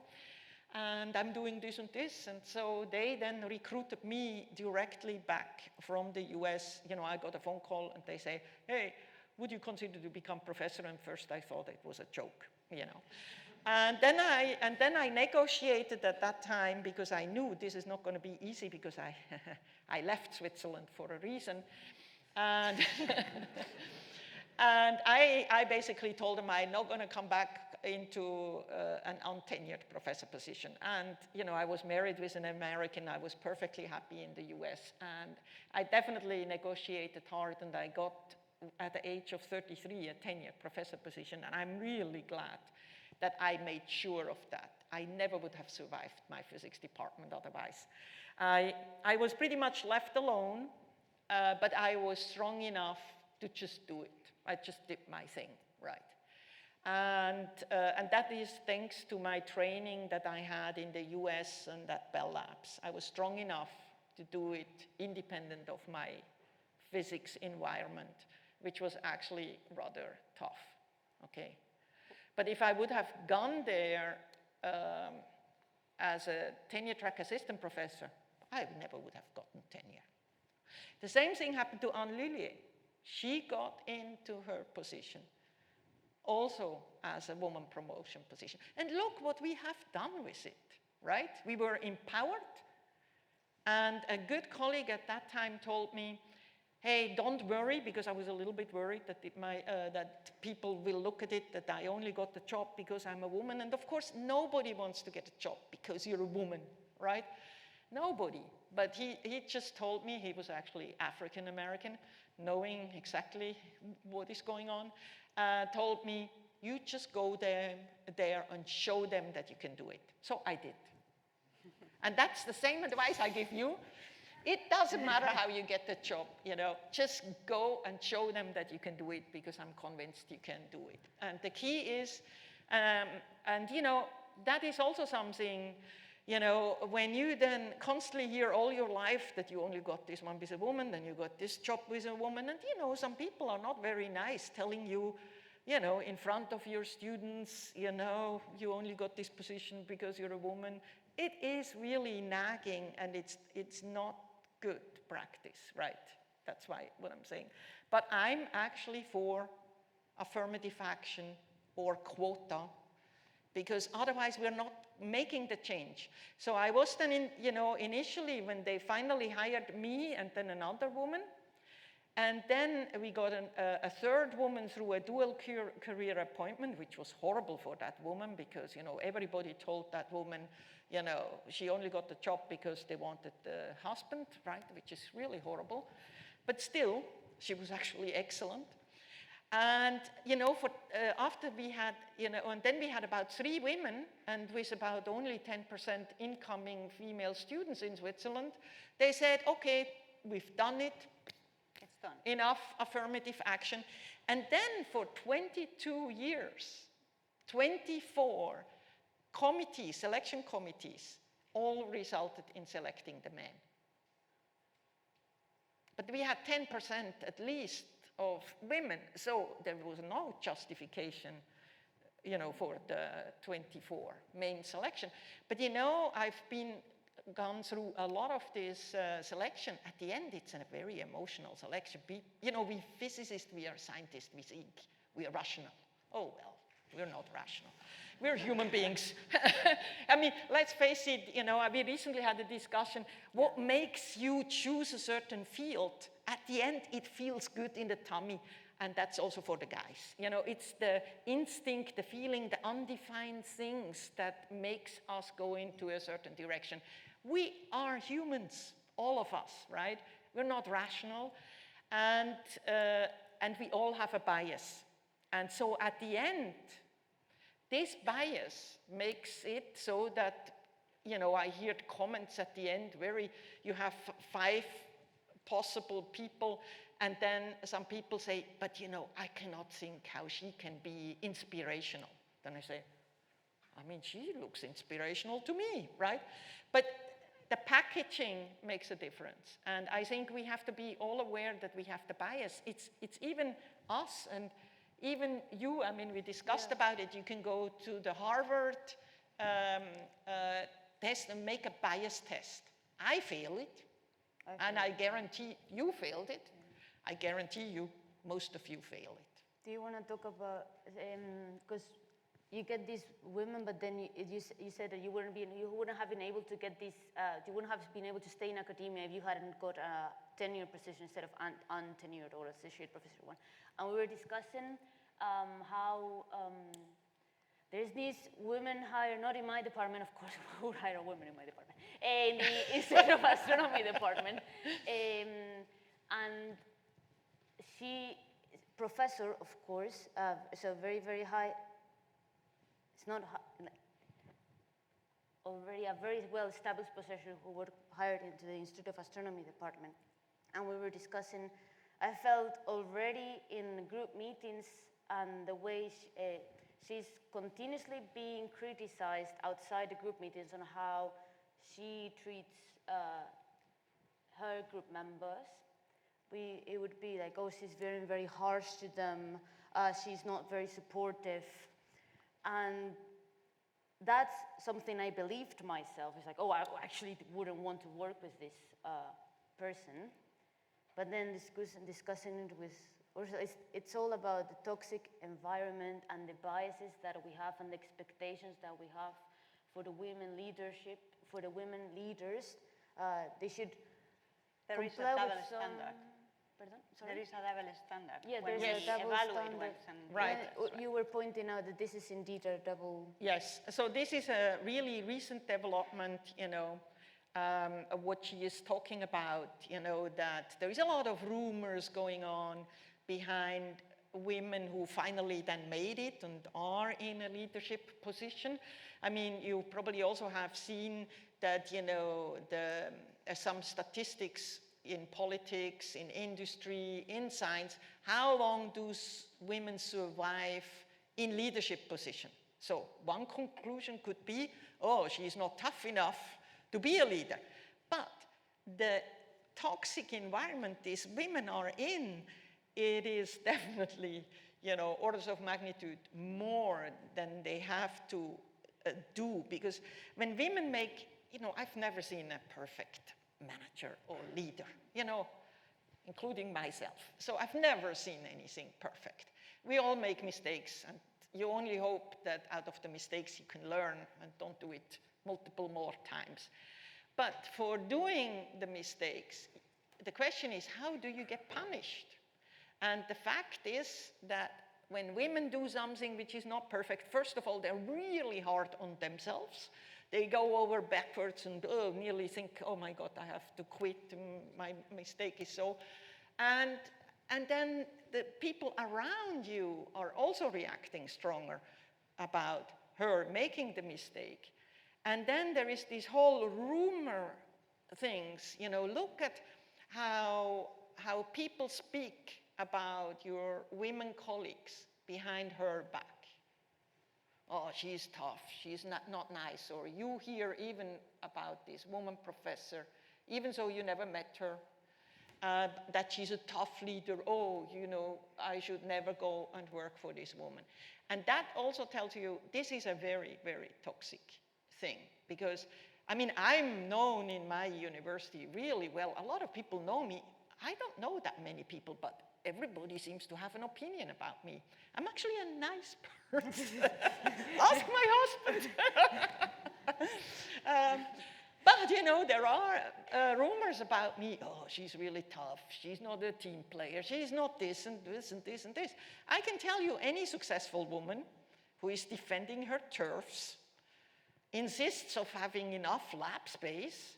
And, and if when I did XXXIX Science, my beamline, I could not put a mirror in. I needed the space. So I had more than my fair share of space. Oh my God.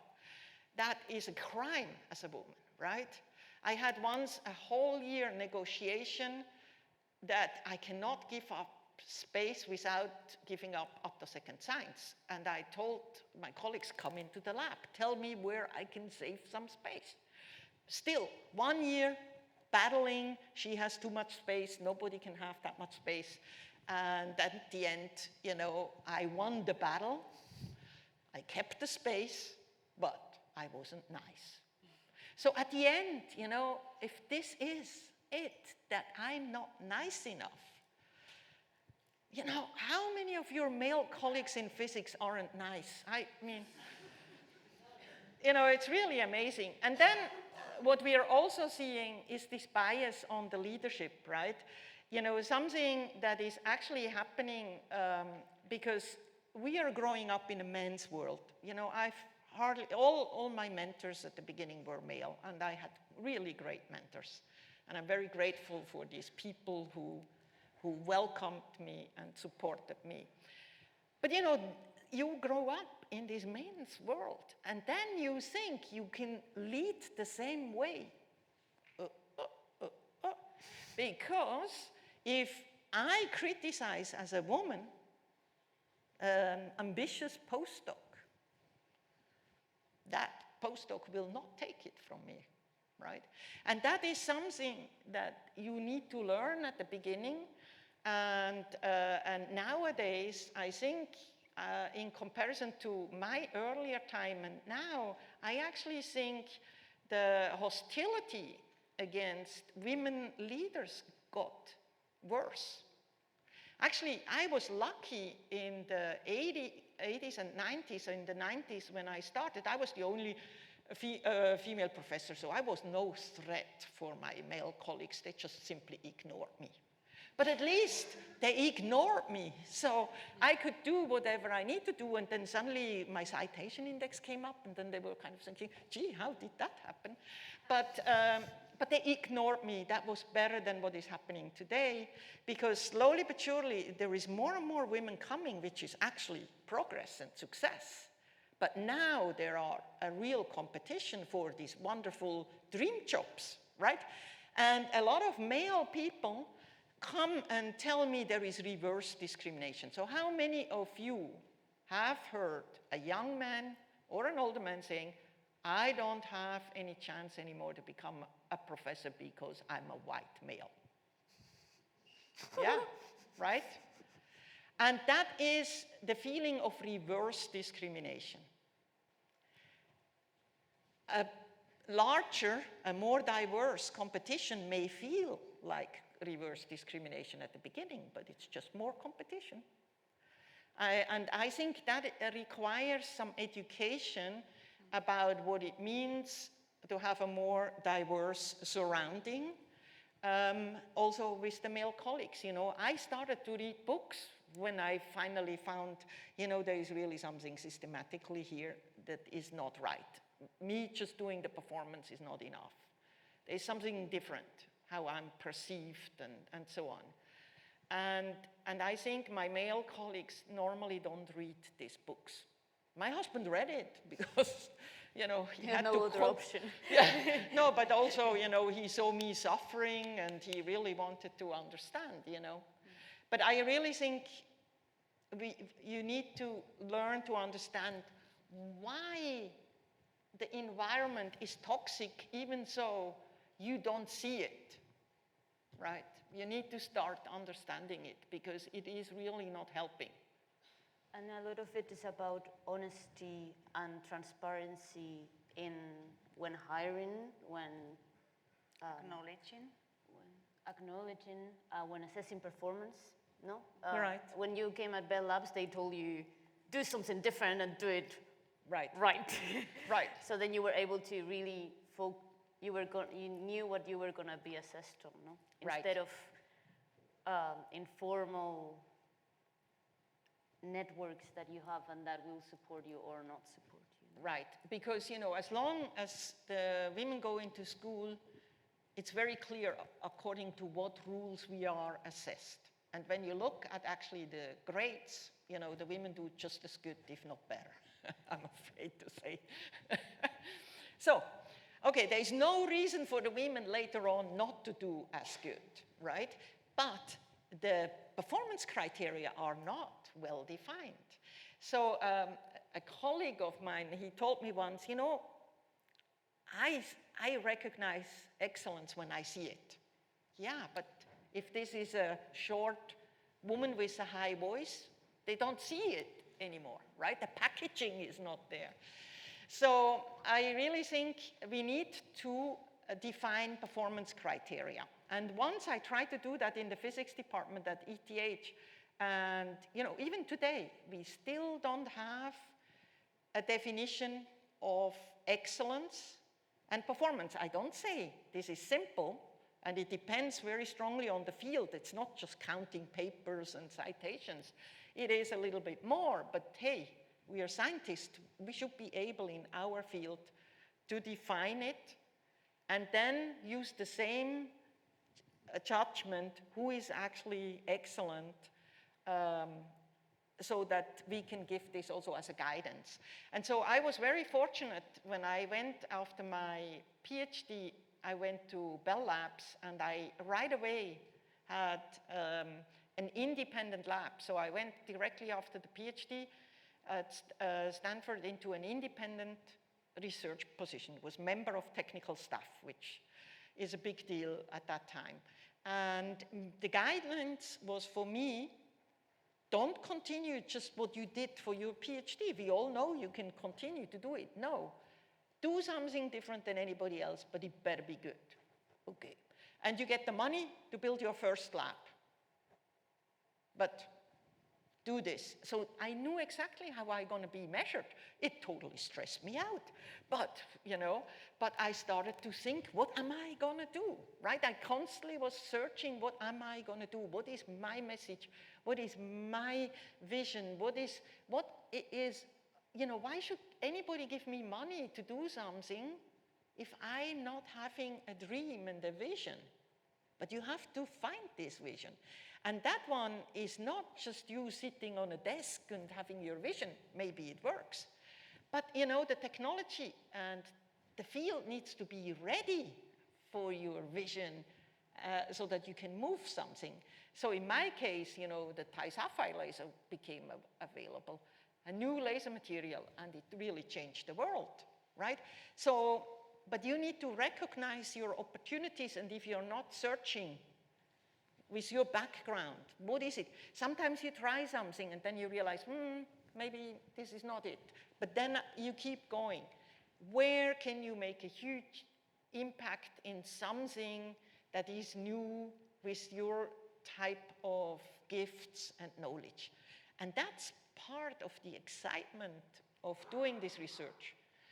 But that was clearly communicated to me at Bell Labs. And I'm not so sure this is being communicated to all the young scientists coming up.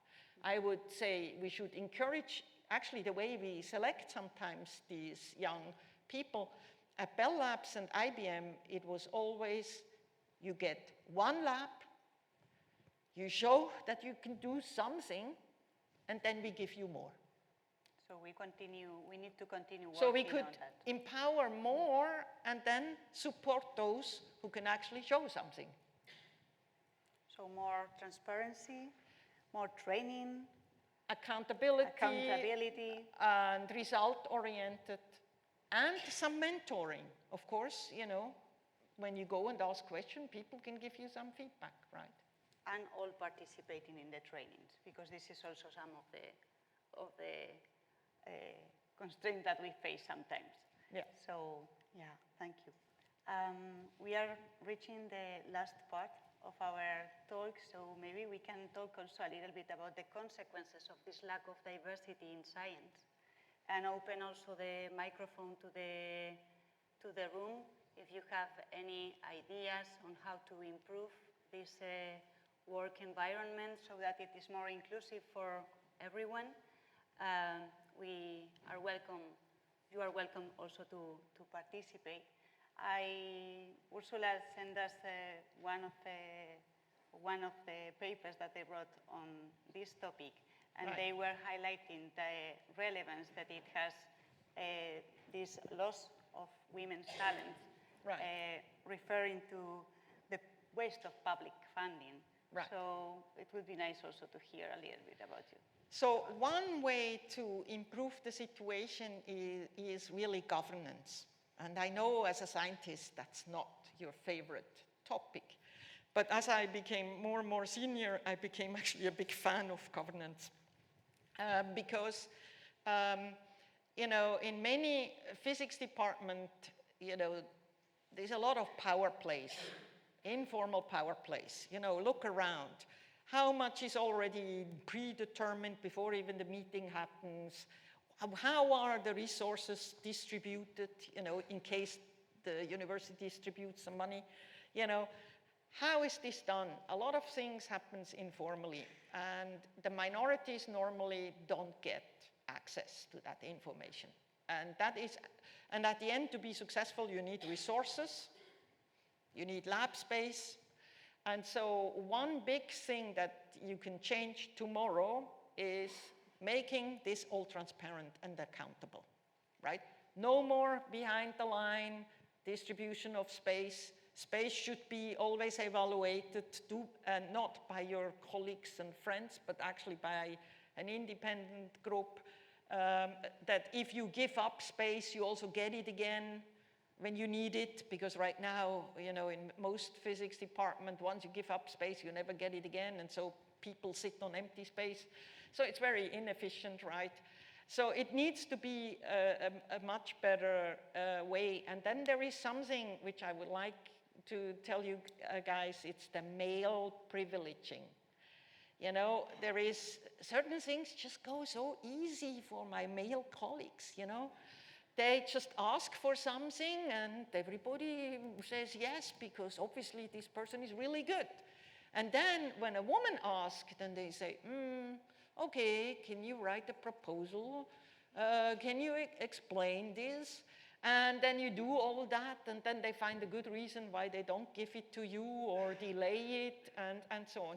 This is male privileging. I'm actually at the end of my career, and I'm just experiencing something which I will make public again, is in my, it's also the extension after retirement, which is now becoming possible at ETH, and the way it is handled, it's also really bad, you know.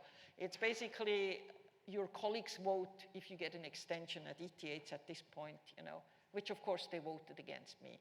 So I do now a 1-year extension. I only got a 1-year extension with a running ERC advanced grant, and I have to change for my last year to the electrical engineering. This is at ETH Zurich. I mean, you know, the better the university, the harsher are the situation, because we have this alpha male attitude. I'm an alpha woman, okay? But they're not ready to accept an alpha woman, right? So, because I'm not nice. And that's the end of my career. Think about it. There is something wrong. And she should get an extension if she's good at the end of her career. That's the male privileging. And that one, you know, I understand it makes your life very easy, but it's unfair, okay? It needs to be transparent and accountable. And if you make this transparent and accountable, you already open up a lot of the problems, right? And make it easier. And I think for the not so senior audience, I think for me, one of the biggest loads in terms of mental load is all the outreach that I have, that I want to do, but that I have to do. And this is really, really, I could be thinking about the universe and all the secrets that it has, or I can, and all this time is really leaking into doing outreach. And I feel there's a way of doing you don't really need to be a woman to do outreach for increasing diversity in science and physics. So also a step, there's a question there, so also stepping up and also participating in these outreach opportunities so that we can all share the responsibility to make physics more accessible to everyone. Yeah, exactly. Yes. Hello, thank you for the very interesting table. I'm Julia Herrero. I'm now the president of the Condensed Matter Division.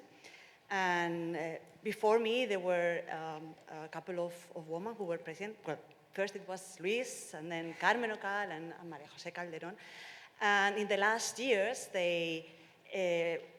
almost every year we have times where we meet in the board, and we have to give names for invited talks or for becoming member of the board or so on and so forth. And for many years, names would come and they would be mostly men.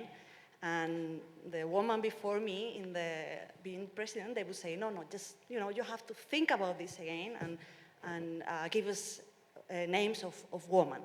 So then, you know, it would be more diverse options to choose, who we think for a conference or whatever. And this has worked. So since I'm president, I have never, ever have to tell anyone, just give me names of women as well. The names, they just normally come 50-50. And actually, in the last years, sometimes we are in the middle of the meeting and suddenly we are, okay, we have, 10 names here, and it's like, wow, 8 of them are women. Maybe the next one should be a male. And this is happening because of the work of very few people pushing towards that. So I think we all can do this. And, just a positive point, just it seems like we are complaining a lot, but we can do something. And obviously, okay, being invited at the conference is not going to change your career, but it might give you opportunities for other things. So I really think we can do something as members of the RSEF here or whatever. Also, I just wanted to add this.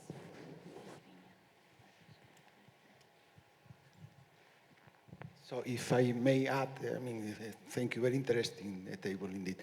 I can tell as personal experience. I've been teaching physics for biology students during 6 years in the past. And I remember I had a very, very good female student.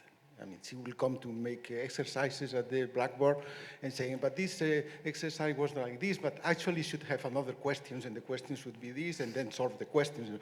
So one day I invited her to come to talk with me.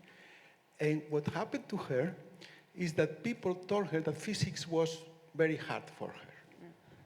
So she finished the first years of biology, and then she started physics. She finished successfully physics. I think she started to make her PhD here in the Basque Country.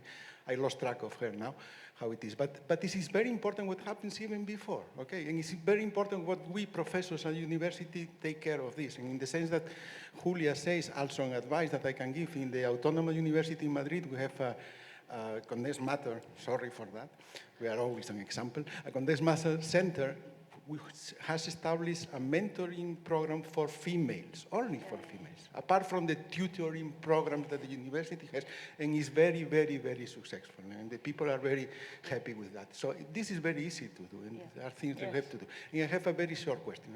I think you gave the answer, but what do you think about the politics of Eindhoven University that have, I think you know it, that they have established Eindhoven in the Netherlands. Yeah. They have established that a program that they only hire females.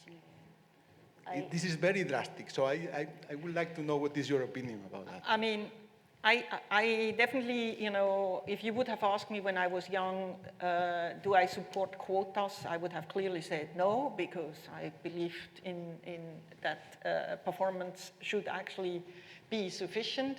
But because of this bias, we need to accelerate the process. Yeah, I met the president of the Eindhoven University who was describing this. He was like, oh yeah, there is a trend, so in 100 years we'll reach parity. I don't have 100 years time, so we're going to open this. Right, and you need a certain amount. So there is a study that showed you need about at least 30% women that you can start changing the culture. And so that we can influence, because otherwise we're just part of a men's world, right? We have to try to figure out how it works with all the informal power games, which I still don't understand, and I don't really like it, right? So it is really important to get the number up above 30% as fast as possible. For example, in the physics department, because we really ignored the problem, and ultimately the whole thing went up in flames. We actually even fired a younger colleague of mine, woman professor, because of supposedly bad leadership. That's an also topic, I want to come back to it. And basically, then they were stuck with me alone, and me saying, hey guys, this is not okay. And then finally, they agreed on actually making a woman-only search. Within 2 years, we had, 5 tenure-track assistant women, and everybody was surprised how excellent they are, right? But before, in the selection for 22 years, they couldn't see the excellence in comparison to the guys, right? So I think a woman-only search and opening up to any field, because we just look for excellence and then we'll see how it goes on and do the rest of it. We need to accelerate the process. Definitely, I'm definitely behind that now. You have to point in the Eindhoven University, they're not just hiring women, they're really going out and search for those women. And I think that's the important point, right? You have to go out and search for this women.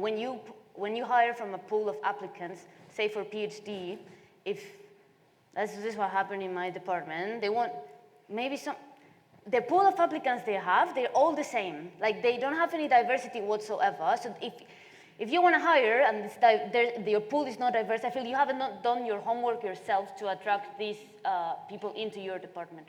And on the subject of, there's a question there, if we could make the microphone now. On the question of mentoring, I would not be doing my PhD at the University of Cambridge if it wasn't for my mentors who told me, go apply there. Because some of them were,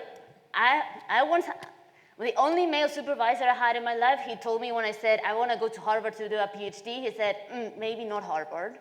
So, and then but all the other women who really were, I found these women supervisors, they chose me, but I'm grateful for them to really mentor me when the summer program was done. They've really supported me and they really mentored me and encouraged me to apply to these positions, because otherwise you don't feel that yourself would be able to do it. So thank you for encouraging these women into doing physics. Right. Because it's really, like in our heads, it's not there. We really need this external input to make these choices. For example, at Bell Labs, when I came to Bell Labs, they had just before me a lawsuit. In the US you can sue for millions, and they had to pay for millions for sexual harassment of a woman. And then they figured, that's too expensive. We can't repeat this all over again. And so they gave every single woman who came in, scientist, a mentor. So I had a male department head as a mentor, and that was really useful, because I could go, who was not my boss, I could go, hey, is this normal? What should I do? And I got really good advice. Actually, the whole program was so successful that every single male who came in said, I want one too. Which is okay, I think. But initially, if resources are limited, make sure you get excellent formal mentoring, because it is important to have it formal, because of all these Me Too and I don't know what situations makes it. And it's actually good to have a man also as a mentor, because it's not all the women need to do the women mentoring. It's also good when the men do the mentoring. Yeah, please.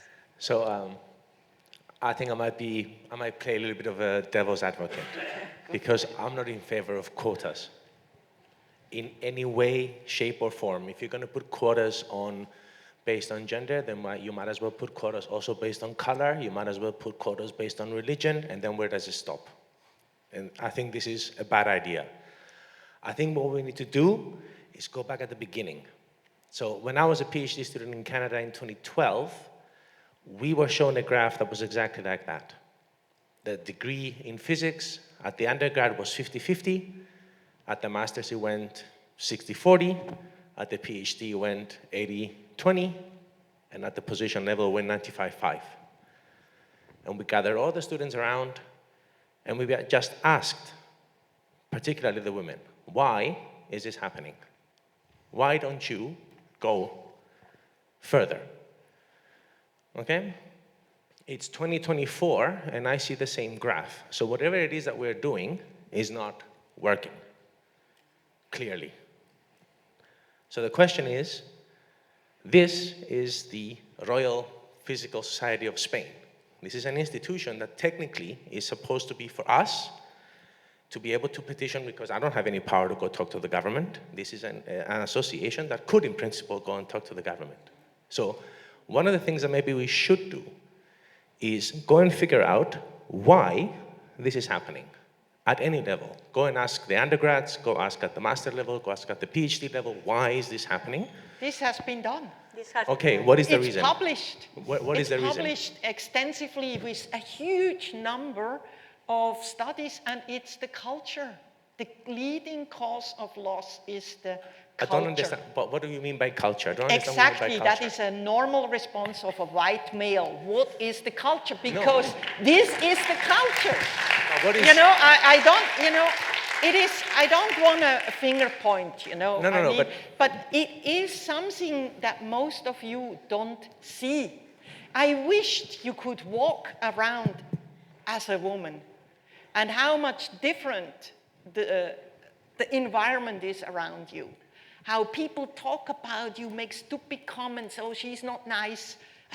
You know, since when is it nice a criteria of a physicist? You know, I've never seen that one of a male physicist. For example, one of the things that I've also noticed, because I'm not, this is my first time being in a department, let's say, in some sort of a not postdoc capacity, let's say. This thing with the power games I've also noticed. And you talked about we should shut it down, we should be more open. I would like it to be more open. How do I do that? Get educated, read these papers. How? The papers. Reading. Yeah. Reading, educating. But actually going to my department and changing it. How do I go about stopping the backroom talk? Okay, this is by not repeating rumors that you hear about other women. It's not just about women. This is more than that. I mean, I can tell you, in my department, for example, we had to buy new chairs for the PhD students. We bought them in 2 batches. We bought them out of, let's say, grants of my group. We put the chairs in the offices, and the next day they were gone. And the students didn't get them. So the next batch, I had to wait in the office. I had to order the delivery company to come to my office and deliver them at 7 o'clock at night, put them in my office, so that I can put them out the next day when the PhD students were there, so they can get them. Okay, let me give you an answer. How do I solve that? In the UK, they started the so-called Juno project, where a team of qualified people, including male physicists, come into your department and help to change your governance together with your faculty to make it more acceptable for a diverse community. These are professionals who actually know how to do the governance, how to have the social competence, and they help you. This Juno project, if you type it in, Juno project, the UK, I have a former postdoc of mine who is now a professor there, and she said it really changed the climate. So do it like this. Okay. I'm sorry, but there was another last question, which, but we ran out of time. The society can request that these Juno projects are being made in every single physics department, otherwise no more money. And speaking of chairs, they're probably too high for the women anyways, so that's what I think about the department. Anyways, Gerda, you have a yes, just briefly, and especially maybe the answers, because we are out of time. We need to have lunch and then start the following sessions in the afternoon. It has been very interesting. Okay, but great. Maybe just thanks a lot. That one, yeah, okay.